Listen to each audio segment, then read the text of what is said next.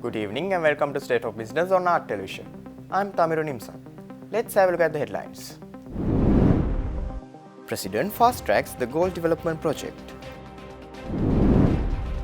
Human Rights Watch, as usual, finds faults in another Sri Lankan commission. News in detail. President Ranil Wickremesinghe has taken decisive steps to expedite the development of gold by announcing the establishment of a special commission during his recent inspectional tour of the city and Gold Fort area. Expressing concern over the sluggish progress in relocating government institutions from Gold Fort, the President emphasized the need for accelerated development efforts.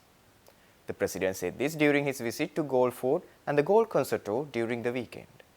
During his visit, the President underscored the importance of streamlining organizational structures by integrating key entities under a unified framework for the Gold City Plan.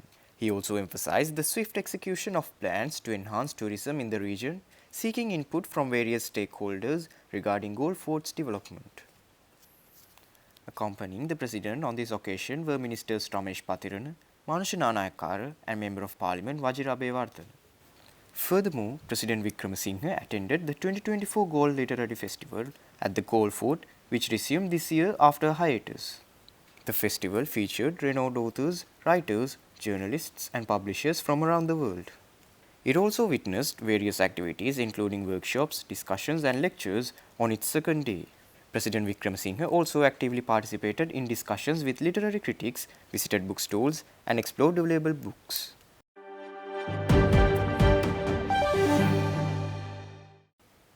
Human Rights Watch has criticized Sri Lanka's proposed Commission for Truth, Unity and Reconciliation, stating it replicates past failed efforts and neglects victims' needs. The bill, published at the beginning of this year, excludes significant abuses during the 1983 to 2009 civil war and fails to meet international legal obligations. According to Human Rights Watch, the government's approach aims to deflect international pressure and lacks accountability for past atrocities. It said that victims' communities continue to face repression, hindering justice and redress. The proposed commission echoes previous ineffective efforts and overlooks existing non-performing agencies, raising concerns about its mandate overlap and lack of victim support. Concerned governments are urged to refrain from funding or endorsing the commission and instead push for enhanced accountability measures. The Human Rights Watch said President Wickremesinghe's government's actions, including targeting dissent and minority communities, cast doubts on the sincerity of reconciliation efforts. Human Rights Watch emphasizes the urgent need for genuine accountability and justice in addressing Sri Lanka's troubled past.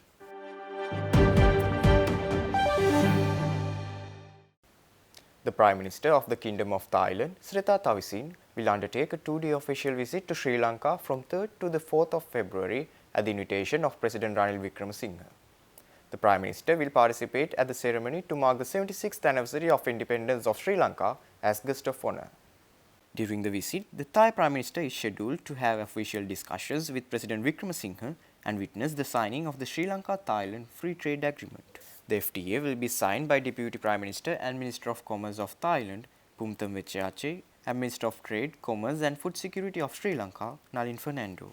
The SLT-FTA is expected to boost trade and investment ties between the two countries and promote deeper integration with ASEAN economies. The two sides are also expected to renew the Air Services Agreement and conclude a MOU between the respective gem and jewellery institutes of both countries.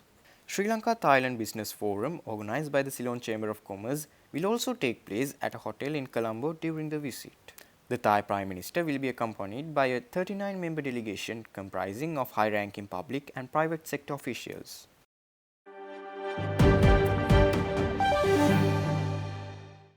Stay tuned. We will return after the short commercial break.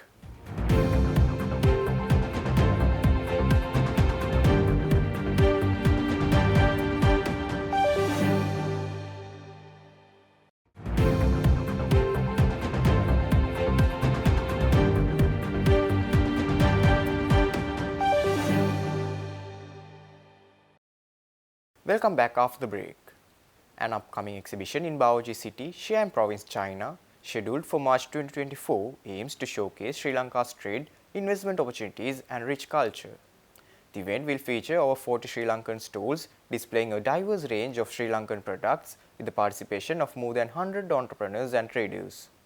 A delegation comprising Chinese and Sri Lankan organizers visited Prime Minister Dinesh Gunawardena at Temple Trees on January 23rd to apprise him of the proposed Sri Lankan exposition in Xinjiang.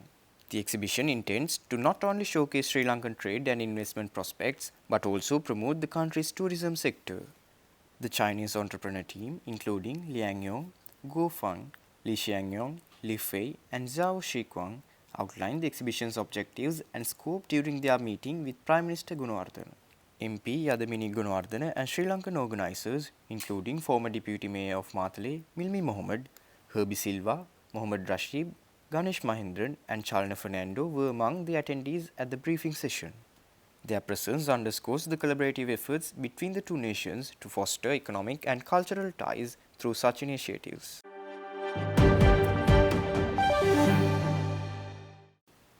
Ambassador JATS Priyangika Wijegunasekara of Sri Lanka engaged in discussions with Nabil Khatib, the first Vice Chairman of the Jordan Chamber of Commerce, on January 22nd, aimed at bolstering economic relations between the two nations through delegations and trade missions.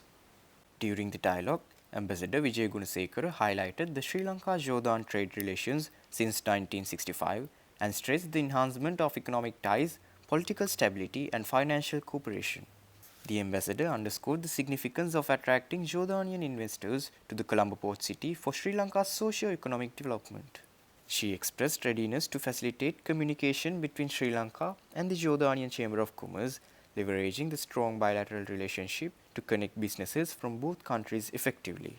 Vice Chairman Khatib emphasized the importance of encouraging private sectors in Sri Lanka and Jordan to explore collaboration opportunities in trade, tourism, and investment. He advocated for increased visits by business delegations and further support for existing tourism cooperation between the two nations.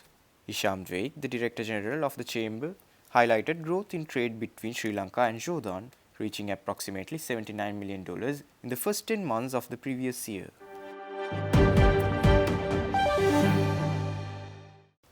State Minister of Irrigation Shashinda Rajapaksa unveiled ambitious plans aimed at bolstering Sri Lanka's electricity generation and food production in 2024. State Minister Rajapaksa announced significant developments regarding the Umaoya project and the utilization of reservoirs for floating solar power plants. He said this speaking at a press briefing held at the Presidential Media Center on the 26th of January. The Umaoya project is said to contribute 120 megawatts of electricity to the national grid by February 15th, marking a substantial stride towards enhancing Sri Lanka's energy security. Additionally, plans are underway to harness the power potential of 31 identified reservoirs for floating solar power plants, which could generate an additional 3,077 megawatts of electricity. With a budget allocation of over 23,000 million rupees, the government prioritizes sustainable agricultural practices and food security initiatives. Furthermore, the Mahaveli Development Authority received a local fund allocation of over 4,500 million rupees, focusing on agriculture and livestock development. Moreover, the Mahaveli Water Security Investment Program is actively addressing water scarcity issues through infrastructure projects. Collaborative efforts with the Umaoya project and the exploration of floating solar panels on reservoirs signify a holistic approach to water security and energy sustainability.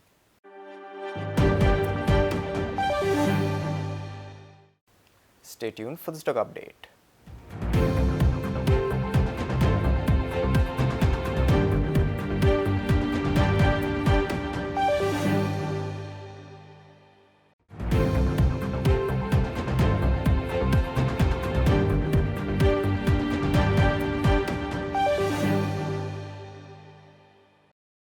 Trading at Colombo Stock Exchange ended on negative notes today.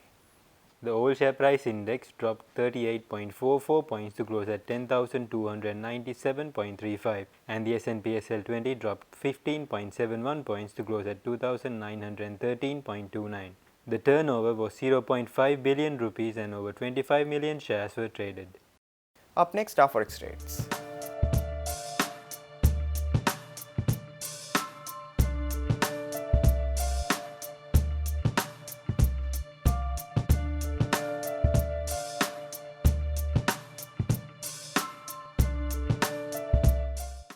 That's all our news for today. For this and more, subscribe to our channel on YouTube and follow us on Facebook.